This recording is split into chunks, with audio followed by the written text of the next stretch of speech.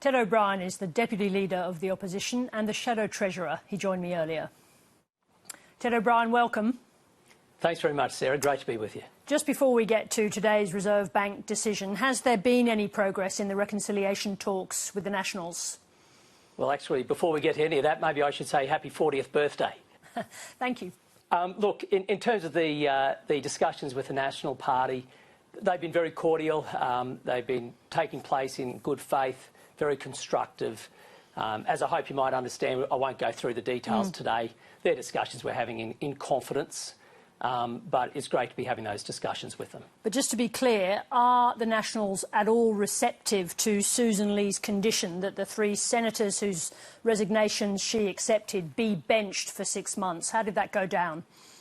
Oh, there's more discussions we need to have, Sarah, and so we'll wait and see. It's not for me to speak on behalf of the National Party, as you know, and I don't want to preempt anything, so I want to honour the goodwill that conversation has already begun in, and we'll see what develops over the next day or two. I asked your Nationals colleague this last night. What do you think the voters make of this chaos in the coalition? Oh, I think there's no doubt the voters want to ensure that we have a stable opposition, an effective opposition. There's just no doubt about that, and I can't pretend otherwise. Whether that opposition is ultimately from the Liberal Party holding the government to account or a reunited Liberal National Party, well, let's wait and see. We don't know the answer to that. But, you know, the better the opposition is, the better the government is. And one thing's for sure, this country needs a better government, and so we need to ensure we offer a very effective opposition, and time will tell whether that's just the Liberal Party or we're back with the National Party. Does that mean that you are open to the idea of it just being the Liberal Party? Well, Australia, I think, is best served by a coalition, but if at the end of the day that's not to be, then I have enormous confidence in the depth of talent within the Liberal Party, and yes, I do believe we can absolutely hold what is a very poor government to account. Did the Reserve Bank make the right decision today, raising interest rates? Well, I don't think the Reserve Bank probably had any other choice, and that is what I've heard from some of the leading economists now for a long time, because of the spending of the Albanese government. It is out of control. This is the highest spending government in 40 years, which meant the Reserve Bank really had no choice, because the economy right now it's operating at a speed limit, its cap. And the more the government keeps pouring money into the economy, you see that supply isn't enough to meet demand. Prices go up, inflation therefore up, interest rates therefore eventuate. So the more the government pours money into the economy, we're at a point now where the Reserve Bank has no choice but to take money out of the economy. The way it does that is it has to increase interest rates. It all comes back to the Albanese government's spending spree. Just one point today. The Reserve Bank Governor made clear, both in the statement and in the questions that she was asked in the press conference, that it was in fact the principal driver today was private demand, not government spending. Do you accept what she said about that the principal driver is private demand at the moment?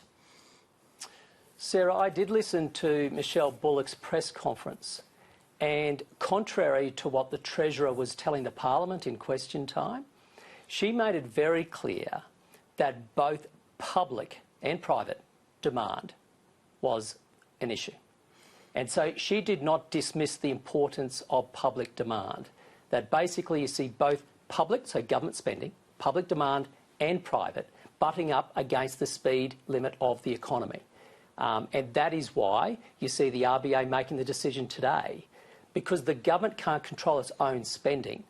I'll let the Treasurer rebut you if he wants to on the issue of private demand. But let me ask you a different question. You are asserting that this is an issue that is most clearly related to spending by the government. Where would you, therefore, prioritise savings to reverse the trend that you've described? Well, it's up to the government to find room in its own budget. When I said before, Sarah, about Australian families, if you think what a family does at home, if you want your children to now do other extracurricular things, do the sporting clubs and whatnot, and you don't have the money to do it, you find savings elsewhere. You might do fewer takeouts and whatnot. That's the way a family runs its budget. Yeah, so we do understand the consequences, but if I can bring you back to that question, where would you prioritise savings to reverse the trend that you are identifying today as the principal cause of this inflation and interest rate rise? Discretionary spending, not Where pressures. specifically? So there's two types. There's pressures, so health, education, NDIS, social welfare. The Coalition previously, and now the Liberal Party, has never criticised government in that regard. Where our criticism lies is they make discretionary spending decisions. So in this year alone, they are planning to spend $50 billion of discretionary money. Now, they have every right to decide their spending priorities, Sarah. But with that right comes a responsibility to find savings in their budget. The way it shouldn't work is government can go and spend on whatever their priorities are, and it's the job of the opposition to go and find room in the government's budget. But I think it's time. I think people want to hear how you're going to arrest the current trend. If it's not going to be in those major spending areas in the budget, where is the change coming from? What have you identified as specifically wasteful? We will certainly have different priorities, and you will see that as we start unfolding our policies. Obviously, we haven't done a lot of that. We've made some of our policies clear. For example, we've been very clear on energy policy.